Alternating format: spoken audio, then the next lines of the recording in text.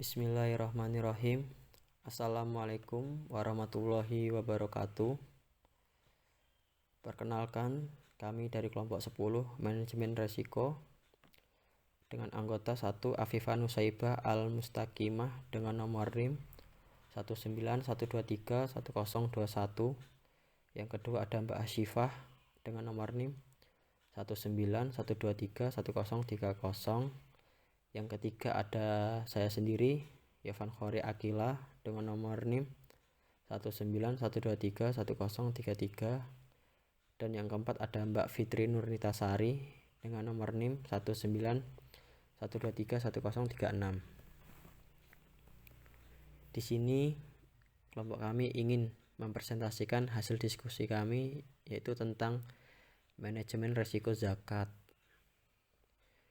Untuk materi pertama akan dibacakan oleh Mbak Asyifah. Resiko sebagai bagian kehidupan institusi zakat.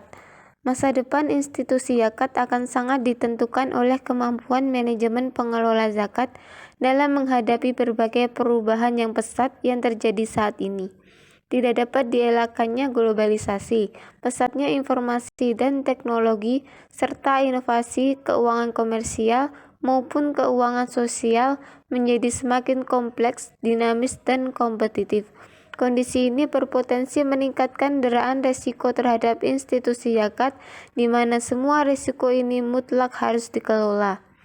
Meskipun tantangannya sedemikian besar, jika institusi zakat kembali pada karakteristik dasarnya, yaitu memprioritaskan kemaslahatan umat dalam menghimpun maupun menyalurkan dana sosial, memungkinkan bagi institusi zakat berada dalam posisi yang lebih stabil.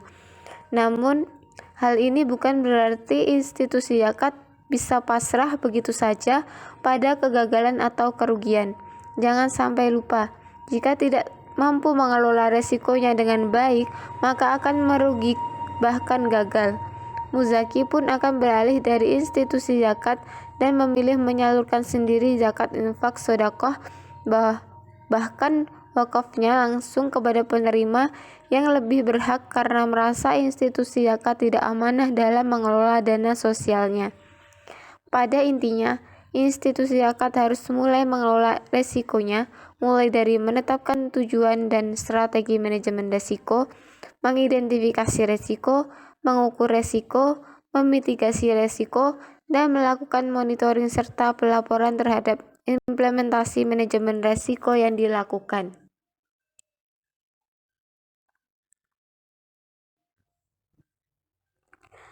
Konsep dasar risiko. Pada dasarnya, risiko yang mungkin timbul dari setiap kegiatan tidak mungkin untuk dihilangkan seluruhnya. Namun, risiko tersebut dapat dikelola sehingga probabilitas terjadinya risiko dapat diminimalisasi.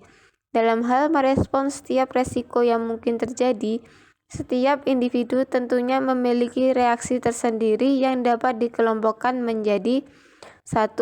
Menghindari risiko, 2. Netral dalam menghadapi setiap risiko, 3. Menyukai risiko. Perbedaan reaksi dari setiap individu ini tentunya akan memengaruhi bagaimana cara individu tersebut dalam menghadapi setiap risiko. Adapun beberapa cara untuk menghadapi risiko. Yang pertama, menghindari penyebab terjadinya risiko. Kedua, mengurangi kemungkinan terjadinya risiko. Dan ketiga, shifting the risk, yaitu memindahkan kemungkinan risiko yang akan terjadi, biasanya dengan mengasuransikan risiko.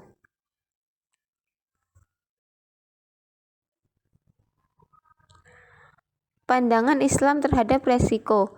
Dalam hal risiko, Ibnu Taimiyah berpendapat bahwa risiko dalam perspektif syariah bukan merupakan sesuatu hal yang diharamkan.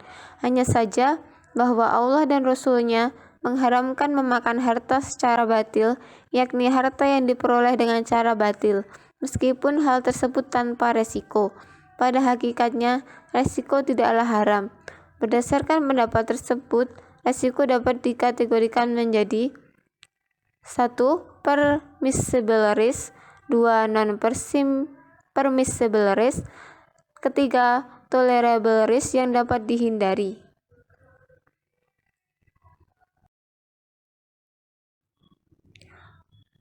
Manfaat mengelola resiko. Manajemen resiko sendiri dapat diartikan sebagai penanggulangan resiko yang mencakup kegiatan perencanaan, pengorganisasian, pengarahan, dan pengendalian agar tercapai efektivitas dan efisiensi. Dalam perspektif Islam, manajemen resiko yang dilakukan tentunya harus sesuai dengan prinsip-prinsip Islam yang memperhatikan halal dan haramnya suatu kegiatan untuk mencapai suatu tujuan. Adapun beberapa manfaat yang diperoleh dengan adanya pengelolaan risiko yang baik antara lain: 1. Dapat mengidentifikasi dengan baik kemungkinan risiko yang akan dihadapi. Kedua, dengan adanya identifikasi awal mengenai kemungkinan risiko, maka perencanaan yang dibuat akan lebih akurat sehingga akan menjadi lebih baik di masa mendatang. Ketiga, dapat melakukan mitigasi risiko sesuai dengan hasil identifikasi sebelumnya. Keempat, dapat melakukan pengawasan yang lebih tepat sesuai dengan kemungkinan risiko yang akan dihadapi sehingga kegiatan yang dilakukan dapat menjadi lebih efektif dan efisien.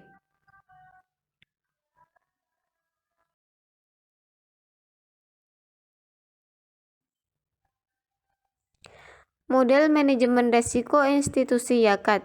Dalam memodelkan manajemen risiko pada institusi zakat terdiri dari 5 fase atau tahapan, yaitu: yang pertama, fase pertama dimulai dengan pembentukan konteks. Kedua, yaitu dengan pengidentifikasi risiko dan dampaknya. Fase ketiga merupakan fase pengukuran risiko. Fase keempat adalah evaluasi risiko, dan fase kelima yaitu perlakuan terhadap risiko.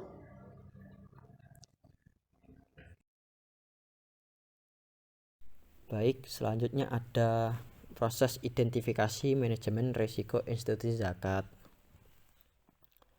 Untuk mengidentifikasi risiko lembaga zakat termasuk dampak yang akan ditimbulkannya, menganalisis mitigasi risiko pengelolaan zakat serta merancang konsep manajemen risiko pengelolaan zakat, maka harus menggunakan metode Enterprise Risk Management dengan pendekatan Committee of Sponsoring Organization of the Right Way Commission atau COSO modifikasi.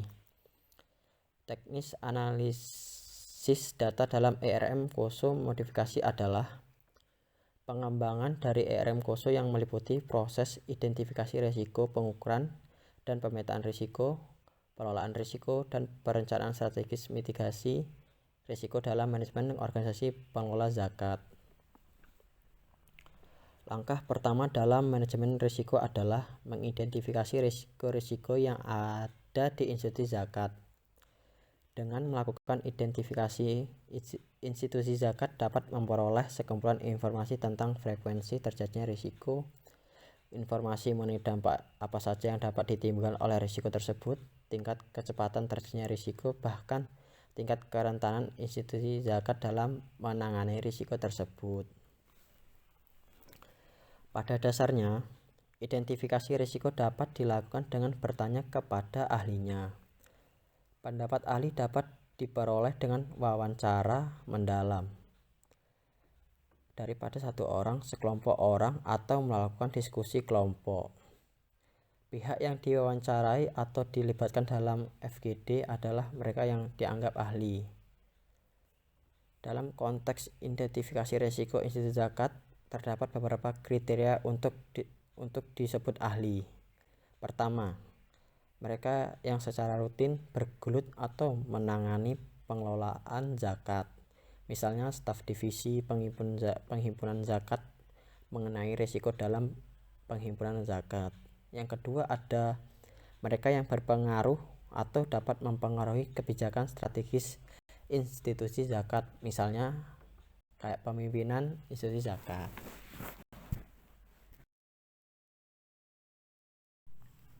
Dari gambar di atas, sumber risiko institusi zakat terdiri dari 11 jenis risiko, yaitu yang pertama risiko strategis, yang kedua risiko korporatisasi, yang ketiga risiko edukasi, Yang keempat, risiko operasional. Yang kelima, risiko properti.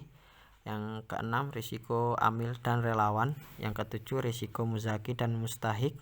Yang kedelapan, ada risiko transfer zakat antar negara. Yang kesembilan, risiko pelaporan. Yang kesepuluh, ada risiko hukum. Dan yang kesebelas, ada risiko kepatuhan.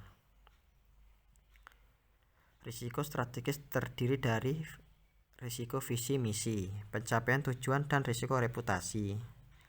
Risiko edukasi yang terdiri dari risiko edukasi eksternal yang berasal dari masyarakat, pemerintah, dan pihak eksternal lainnya, serta edukasi internal institusi zakat.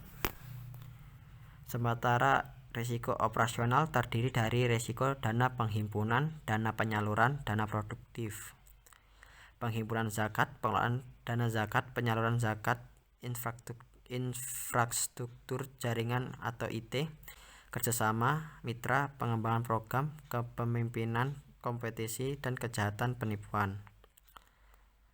Risiko amil dan relawan yang terdiri dari risiko tata kelola amil dan risiko pengelolaan relawan. Risiko properti terdiri dari risiko manusia, kehilangan muzaki, kepuasan muzaki. Risiko mustahik, kehilangan mustahik, kepuasan mustahik, dan risiko kode etik. Sedangkan risiko kepatuhan terdiri dari risiko kepatuhan syariah dan kepatuhan regulasi. Selanjutnya ada proses pengukuran manajemen risiko institusi zakat. Tingkat risiko tidak hanya diukur dari dua dimensi semata, yaitu tingkat kemungkinan atau likelihood dan besaran dampak atau impact. Risiko dengan frekuensi rendah dan tidak berdampak malapetaka jika dibarengi dengan tingkat kecepatan terjadinya risiko yang terjadi sangat cepat atau seketika tanpa atau minim peringatan, maka akan berdampak besar bagi entitas. Sehingga tingkatan risiko juga dapat bergantung pada tingkat kecepatan terjadinya risiko terkait. Sama halnya dengan jika risiko dengan frekuensi rendah dan tidak berdampak malapetaka, belum tentu entitas terkait memiliki kemampuan mitigasi risiko yang baik, sehingga kemungkinan entitas berhasil sangat rendah karena solusi yang ditawarkan tidak efektif. Hal ini pun akan berdampak besar bagi entitas, sehingga tingkatan risiko juga dapat bergantung pada tingkat kerentanan entitas tersebut. Maka dalam pengukuran risiko institusi zakat akan ditambahkan dua kriteria lain, yaitu tingkat kerentanan atau vulnerability dan kecepatan speed of onset terjadinya risiko tersebut. Sehingga kriteria penilaian tingkat risiko dalam kajian ini berdasarkan pada tingkat kemungkinan likelihood dan besaran dampak atau impact. Tingkat kerentanan, vulnerability, dan kecepatan speed of onset terjadinya risiko tersebut. Adapun skala pengukuran manajemen risiko OPZ dapat digambarkan dalam tabel berikut. Untuk skala pengukuran tingkat kemungkinan atau likelihood, yang pertama ada incredible, hampir tidak mungkin terjadi. Yang kedua ada very rare, sangat jarang terjadi. Yang ketiga ada rare, jarang terjadi. Yang keempat ada unlikely, mungkin tidak terjadi. Yang kelima ada possible, mungkin terjadi. Yang keenam ada likely, sangat mungkin terjadi. Yang ketujuh ada almost certain, hampir pasti terjadi. Dan untuk skala pengukuran dampak impact, yang pertama ada insignificant, tidak berdampak atau tidak menimbulkan dampak berarti bagi OPZ. Yang kedua ada very minor, berdampak sangat kecil, menimbulkan dampak sangat kecil bagi OPZ atau masalah kecil yang dapat diatasi dengan pengelolaan rutin. Yang ketiga ada minor, berdampak kecil, menimbulkan dampak kecil yang dapat diatasi dengan pengelolaan rutin. Yang keempat ada moderate, berdampak sedang, mencegah perusahaan memenuhi tujuan untuk periode tertentu. Yang kelima ada mayor, berdampak besar, mengakibatkan pihak OPZ tidak dapat mencapai sebagian tujuan jangka panjang. Yang keenam ada very mayor, berdampak sangat besar, mengakibatkan pihak OPZ tidak dapat mencapai sebagian besar tujuan jangka panjang. Yang ketujuh ada katastrofik, berdampak malapetaka, mengakibatkan pihak OPZ tidak dapat mencapai seluruh tujuan jangka panjang, menyebabkan kebangkrutan, kematian, dan hukum pidana. Untuk skala pengukuran tingkat kerentanan atau vulnerability, yang pertama ada very low, sangat rendah, yaitu OPZ memiliki kemampuan mitigasi risiko yang sangat baik melalui langkah nyata yang terukur dengan baik untuk segala skenario kondisi. Kemungkinan berhasil sangat tinggi, bahkan untuk beberapa masalah ekstrim. Yang kedua, low atau rendah. OPZ memiliki kemampuan mitigasi risiko yang baik, kemungkinan berhasil tingkat kecuali untuk beberapa masalah ekstrim. Yang ketiga ada medium atau biasa, yaitu OPZ memiliki kemampuan mitigasi risiko yang cukup, kemungkinan berhasil biasa saja karena beberapa solusi yang ditawarkan efektif dan beberapa lainnya belum efektif. Yang ketiga ada high atau tinggi, yaitu OPZ memiliki kemampuan mitigasi risiko yang kurang baik, kemungkinan berhasil rendah karena solusi yang ditawarkan belum efektif. Yang kelima ada very high atau sangat tinggi, OPZ memiliki kemampuan mitigasi risiko yang buruk dan tidak memiliki langkah nyata yang terukur dengan baik untuk segala skenario kondisi, kemungkinan berhasil sangat rendah karena solusi yang ditawarkan tidak efektif. Untuk yang terakhir ada skala pengukuran tingkat kecepatan atau speed of onset. Yang pertama ada very low, sangat rendah, sangat lambat terjadi setelah lebih dari setahun atau lebih. Yang kedua ada low, rendah, yaitu terjadi dalam hitungan beberapa bulan. Yang ketiga ada medium atau biasa, yaitu terjadi dalam hitungan bulan. Yang keempat ada high atau tinggi, yaitu terjadi dalam hitungan beberapa hari atau minggu. Yang kelima ada very high atau sangat tinggi, yaitu sangat cepat terjadi tanpa atau minim peringatan seketika. Mengembangkan heatmap risiko institusi zakat.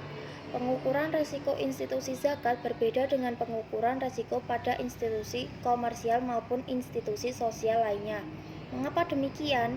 Karena menggunakan beberapa kriteria dan skala pengukuran untuk mengidentifikasi risiko, maka dibutuhkan pemetaan tingkat risiko yang dikenal dengan heatmap. Heatmap ERM COSO modifikasi merupakan representasi grafis dari berbagai data risiko yang terkandung dalam matriks direpresentasikan sebagai tingkatan warna yang bermakna. Heatmap ERM COSO modifikasi digambarkan dengan tampilan dua dimensi yang menggambarkan berbagai informasi dari jenis risiko institusi zakat.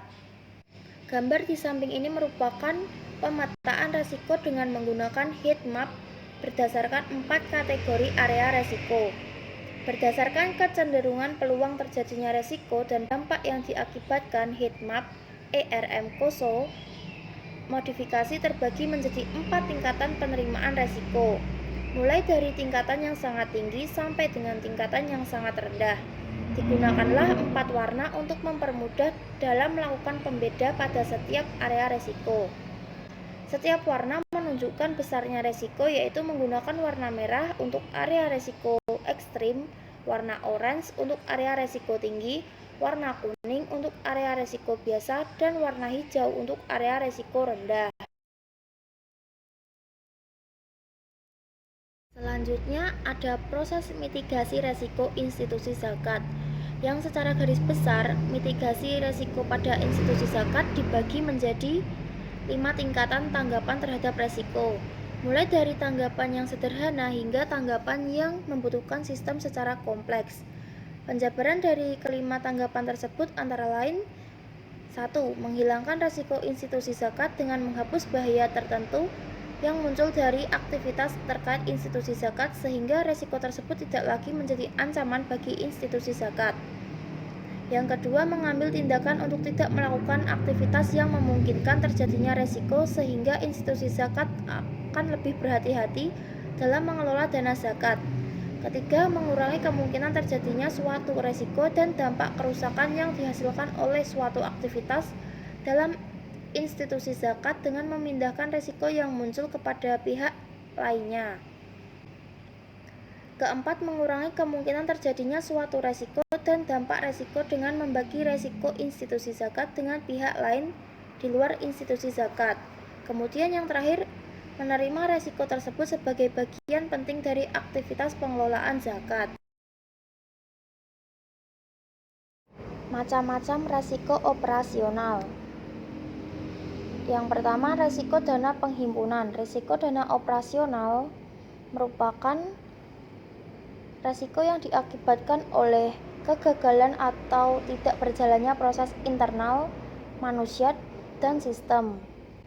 Resiko dana penghimpunan zakat timbul akibat sumber harta yang berasal dari harta yang tidak halal, misalnya hasil korupsi, hasil bunga bank, keuntungan saham konvensional, dan berasal dari hasil non-halal seperti korupsi, riba, dan lain sebagainya, maupun berasal dari harta bersama seperti uang palsu, bukan harta milik pribadi dan tidak sesuai perhitungan zakat atau nisab haul. Resiko dana penghimpunan juga bisa ditimbulkan oleh proyeksi potensi zakat dan rencana penghimpunan zakat institusi zakat yang terlalu optimis atau tidak akurat. Yang kedua ada resiko dana penyaluran. Resiko dana penyaluran zakat timbul akibat penyalahgunaan dalam penyaluran dana zakat. Resiko ini diakibatkan karena adanya pemanfaatan dana zakat untuk kepentingan pribadi atau golongan. Dana zakat tidak habis disalurkan dalam setahun, ditahan atau didepositokan di bank, disalurkan ke bukan mustahik, dan sebab penyalahgunaan dalam penyaluran lainnya. Yang ketiga, resiko dana produktif. Resiko dana produktif timbul akibat penyalahgunaan dalam memproduktifkan dana zakat. Resiko ini merupakan kondisi yang dialami oleh institusi zakat yang disebabkan karena dana bergulir untuk tujuan produktif yang masih dicatat sebagai piutang. Belum ada ketentuan kapan zakat dianggap sudah tersalurkan atau belum. Penggunaan dana zakat untuk tujuan produktif terlalu banyak, sedangkan untuk tujuan konsumtif belum terpenuhi.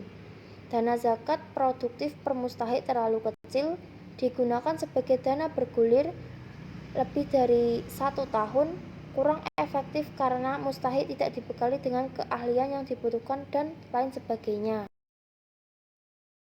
Yang keempat, resiko penghimpunan dana zakat. Kondisi yang mungkin dialami oleh institusi zakat dalam proses manajemen penghimpunan dana zakat, contohnya seperti kurangnya kontrol dan transparansi terhadap proses pengumpulan dana zakat, minimnya informasi dan advertensi pengumpulan zakat oleh LAS, banyaknya rekening peruntukan zakat yang membingungkan donatur hingga tidak sampainya bukti setoran zakat kepada muzaki. Yang kelima, resiko pengelolaan dana zakat. Resiko pengelolaan zakat merupakan resiko yang terkait dengan proses manajemen institusi zakat dalam mengelola dana zakat. Kondisi yang mungkin dialami oleh institusi zakat dalam proses manajemen pengelolaan dana zakat seperti belum ada standarisasi SOP dan Standard Operation Management atau SOM dalam pengelolaan dana zakat, tingginya biaya operasional LAS, resiko bercampurnya dana zakat dengan aset LAS sendiri, belum adanya best practice pengelolaan zakat yang baik, penggunaan banyak bank dan banyak rekening untuk pengelolaan dana zakat, hingga kemungkinan bank tempat menyimpan dana zakat bermasalah atau dilikuidasi. Keenam, resiko manajemen penyaluran dana zakat. Kondisi yang mungkin dialami oleh institusi zakat dalam proses manajemen penyaluran dana zakat seperti tumpang tindih penyaluran dana zakat dengan LAS lain, adanya penyaluran zakat yang tidak sesuai 8 asnaf, terlambatnya penyaluran dana zakat ke mustahik, alokasi penyaluran zakat tidak merata, terjadi kesalahan penyaluran zakat hingga kurangnya sarana kemudahan pendistribusian zakat. Yang ketujuh, resiko infrastruktur jaringan. Risiko infrastruktur jaringan akan muncul akibat sistem dan teknologi yang tidak efektif untuk mendukung kebutuhan informasi saat ini dan masa mendatang.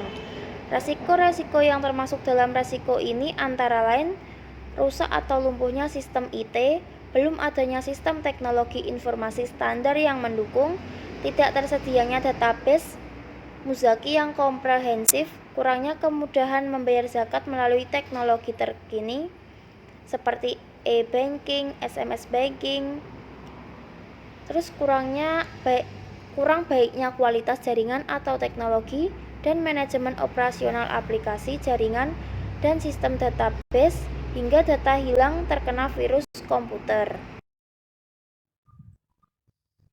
8. Resiko kerjasama. Resiko kerjasama dapat terjadi akibat dari mitra, afiliasi atau bentuk hubungan kerjasama lainnya yang dapat memengaruhi kinerja institusi zakat dalam melaksanakan proses manajemennya. Ketidakpastian ini terjadi karena kesalahan dalam pemilihan mitra kerjasama. Mitra menggunakan dana zakat untuk program yang lain, pelaporan pelaksanaan program oleh mitra terlambat, hingga ketergantungan terhadap teknologi mitra program. 9. Resiko pengembangan program. Resiko pengembangan program timbul pada saat institusi zakat mengembangkan dan meluncurkan program-program baru. Kendala yang mungkin terjadi misalnya, program baru tidak sesuai dengan keinginan dan kebutuhan muzaki dan atau mustahik.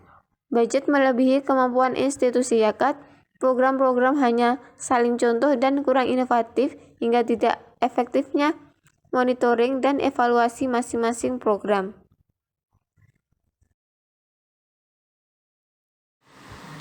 10. Yaitu risiko kepemimpinan. Kepemimpinan merupakan salah satu faktor utama yang mendukung kesuksesan institusi zakat dalam mencapai sasaran strategi maupun operasional. Risiko kepemimpinan ini dapat disebabkan karena lemahnya tokoh yang memimpin institusi zakat, struktur organisasi tumpang tindih, struktur remunerasi yang tidak efektif. Dalam pemilihan dewan, sering terjadi risiko terjebak pada nama besar atau orang titipan hingga belum efektifnya fit and proper test dalam menentukan pimpinan institusi zakat. Kemudian yang ke-11, ada risiko kompetisi. Risiko kompetisi antar institusi zakat dapat terjadi karena adanya persaingan popularitas program dengan institusi zakat lainnya. Adanya kampanye negatif tentang institusi zakat, sehingga muzaki memilih membayar zakat tidak melalui institusi zakat hingga ketidakharmonisan Basnas dan institusi zakat swasta lain. Kemudian yang nomor 12 itu ada risiko kejahatan atau penipuan. Risiko kejahatan atau penipuan ini terjadi dari segala tindakan-tindakan ilegal yang dilakukan oleh siapa saja di berbagai level unit institusi zakat untuk tujuan pribadi, ataupun golongan yang dapat berakibat pada kerugian lembaga atau rusaknya reputasi institusi zakat.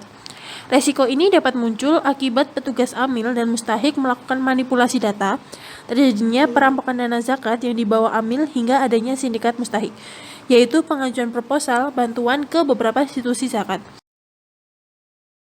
Berikutnya ada resiko amil dan relawan itu terbagi menjadi dua, yaitu yang pertama resiko tata kelola amil dan resiko pengelolaan. Resiko tata kelola amil itu dapat terjadi apabila institusi zakat tidak dapat merekrut, mempertahankan, dan mengelola sumber daya manusia institusi zakat. Termasuk di dalamnya belum ada standarisasi tata kelola amil yang baik atau good amil governance. Belum adanya pelatihan amil yang terstruktur dan sistemik, tidak adanya kejelasan mengenai jenjang karir amil digaji di bawah standar, mindset SDM bahwa institusi zakat bukan pilihan utama, pencari kerja yang berbakat, hingga tidak adanya komunikasi yang baik. Kemudian yang nomor 2 itu ada risiko pengelolaan. Risiko pengelolaan relawan terjadi saat institusi zakat tidak berkomitmen penuh untuk mengembangkan dan menerapkan standarisasi tata kelola relawan yang baik. Risiko ini disebabkan antara lain karena kualitas calon relawan yang terbatas, tidak efisiennya screening relawan, rendahnya kualitas relawan, kurang komitmen dengan pekerjaannya, kurang pengawasan terhadap relawan, hingga kurangnya komunikasi antar amil dan relawan. Selanjutnya ada risiko muzaki dan mustahik terbagi menjadi beberapa risiko, yaitu antara lain yang pertama, ada resiko muzaki. Resiko muzaki ini merupakan kondisi yang dialami oleh institusi zakat yang disebabkan karena muzaki tidak tahu cara menghitung besaran zakat. Muzaki menyalurkan zakatnya ke lebih dari institusi zakat. Bagi yang tidak bisa diidentifikasi hingga banyaknya muzaki yang membayar zakat secara musiman. Kemudian yang kedua itu ada resiko kehilangan muzaki. Resiko kehilangan muzaki merupakan kondisi yang dialami oleh institusi zakat yang disebabkan karena kecenderungan muzaki membayar zakat secara mandiri. Loyalitas muzaki ke institusi zakat tertentu rendah, muzaki pindah ke institusi zakat lain, hingga muzaki kurang percaya kepada institusi zakat. Kemudian yang ketiga ada resiko kepuasan muzaki. Resiko kepuasan muzaki merupakan kondisi yang dialami oleh institusi zakat yang disebabkan karena muzaki kurang puas dengan pelayanan institusi zakat. Pelayanan amil institusi zakat kurang profesional, lambatnya pelayanan amil kepada muzaki, kegagalan sistem layanan muzaki, sistem kantor layanan muzaki, kurang tanggapnya amil terhadap keluhan masyarakat maupun terhadap masukan atau saran dari masyarakat. Yang kelima itu ada resiko mustahik. Resiko mustahik ini merupakan kondisi yang dialami oleh institusi zakat yang disebabkan karena belum adanya standarisasi dalam memverifikasi mustahik di masing-masing program. Belum adanya indikator pengukuran kesejahteraan mustahik. Mustahik mendapat zakat dari beberapa institusi zakat. Mustahik yang sudah meninggal atau mustahik yang sudah naik kelas tetap mendapat zakat. Kemudian yang kelima atau yang terakhir itu ada resiko kehilangan mustahik.